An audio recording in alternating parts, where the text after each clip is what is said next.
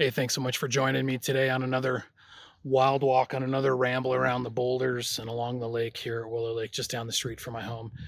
And, thank you for continuing to join me on these discussions about masculinity and leadership. And thanks for coming out for a walk with me. This is where I feel most comfortable, most alive. And I want to start off by telling a story about what happened to me last week. I was getting ready to present my most comprehensive, most complete, longest webinar on my thinking and learning and teaching around masculinity and leadership in the man box, and what leaders want and what leaders need to do to get what they want, and how we can get out of the man box in order to do that.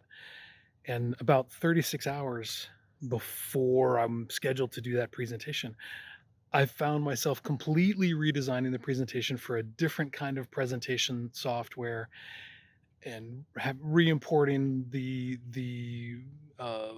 media, re-uploading the photos, and putting a lot of work into just the structure, completely restructuring this presentation.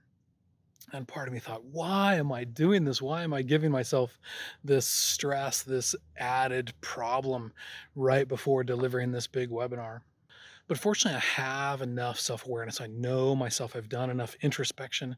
I've taken enough assessments and received enough professional feedback that I was able to understand what was going on. And that really gave me some freedom to laugh at myself a little bit, to take myself a little bit less lately, and also to reveal a superpower that really makes me who I am and really makes me valuable out in the world. And that superpower is that I'm an explorer, right? That's why I'm out here today.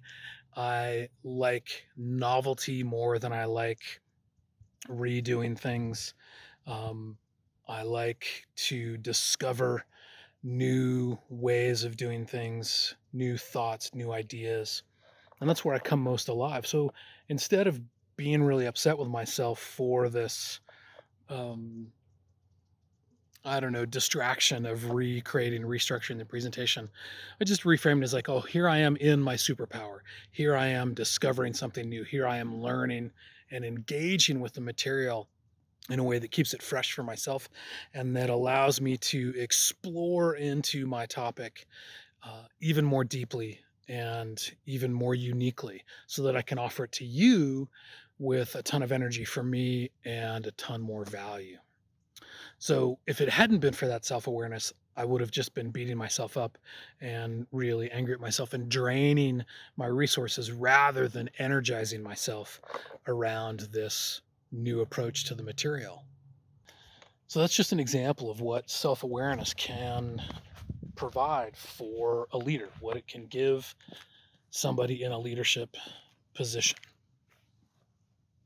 It can give you access to your superpowers. The more you know yourself, the more you understand what your strengths are, the more you can play to those strengths and delegate or avoid things that are in your weaker areas, right? Many of you know this already. Hopefully many of you have already done something like taken the Clifton Strengths Finder or some other leadership assessment, and you know to play to those strengths.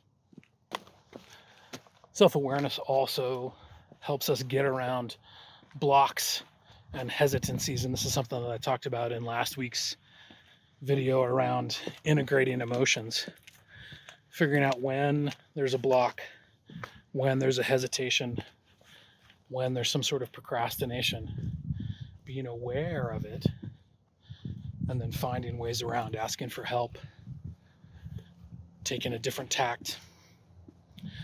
And self-awareness, awareness of one's strengths and weaknesses and preferences is a very important leadership practice, so that you can share your values, share your preferences, share your work styles with your team. When your team knows you, they can support you. Self-awareness also helps a leader clarify his thinking and his ideas and his innovations.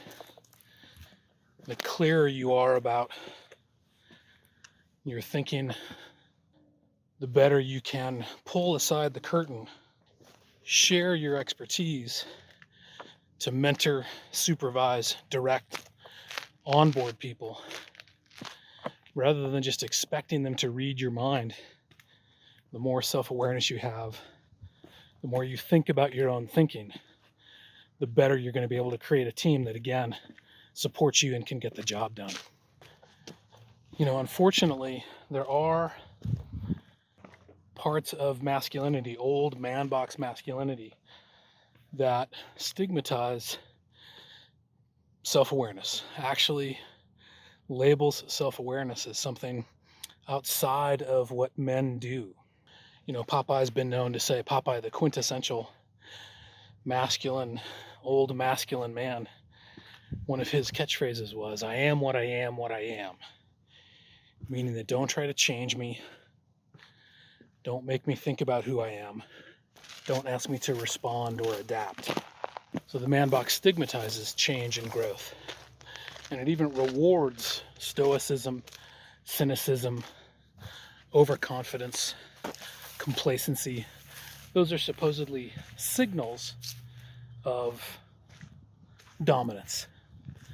And unfortunately, leaders who adopt or remain stuck in that kind of masculinity just can't compete in the 21st century. They can't compete because they're preventing innovation. They can't compete because younger workers want to be in a learning environment. Some leaders also adopt a my way or the highway sort of power over top-down mentality. They just want their team to do what they tell them to without revealing the values, the purposes, the strategic plan behind it, because they don't have the self-awareness to be able to communicate those important ideas. In that mode of leadership, leaders don't change, and followers are the ones who are supposed to change and adapt. I'm not a fan of that kind of leadership. I do my best not to practice it, and I'm working really hard to support other men. I believe men deserve the support to make the changes, to get out of man box masculinity and to get out of old, outmoded leadership norms.